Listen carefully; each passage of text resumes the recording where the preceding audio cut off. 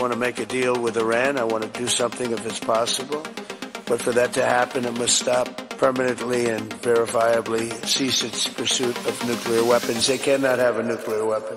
যুক্তরাষ্ট্রের সাথে পরমাণু আলোচনা নিয়ে সংশয় প্রকাশ করেছেন ইরানের সর্বোচ্চ নেতা আয়াতুল্লাহ আলী খামেনি। হেলিকপ্টার দুর্ঘটনায় নিহত ইব্রাহিম রাইসির সম্মানে আয়োজিত অনুষ্ঠানে এসব কথা বলেন খামেনি। এমনই তথ্য জানিয়েছে বিবিসি। তিনি বলেন, হাসান রৌহানির সময় এ ধরনের পরমাণু আলোচনা কোনো সাফল্য বয়ে আনেনি।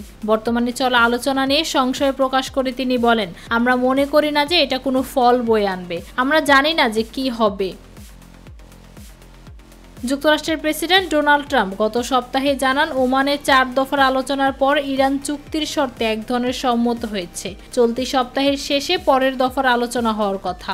ইরান ইউরেনিয়াম সমৃদ্ধকরণ বন্ধ করবে এমন অঙ্গীকারের কথা প্রত্যাখ্যান করেছেন ইরানের সর্বোচ্চ নেতা। তিনি বলেন, ইরানকে পরমাণু সমৃদ্ধ হতে দেওয়া হবে না বলাটা ভুল, কারণ কেউ তাদের অনুমতির জন্য অপেক্ষা করছে না। ট্রাম্প 2015 সালে তার প্রথম মেয়াদে ইরানের সঙ্গে বিশ্ব শক্তিগুলোর পরমাণু বিষয়ক চুক্তি থেকে যুক্তরাষ্ট্রকে প্রত্যাহার করে নিয়েছিলেন। এবার তিনি সতর্ক করে বলেছেন, আলোচনা সফল না হলে যুক্তরাষ্ট্র ইসরায়েল ইরানের বিরুদ্ধে সামরিক পদক্ষেপ নিতে পারে।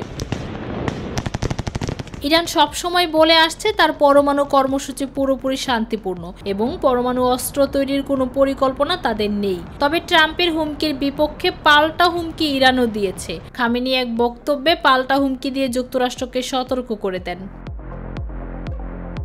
ফৌজিয়া আক্তার, নিরপেক্ষ নিউজ ডেস্ক।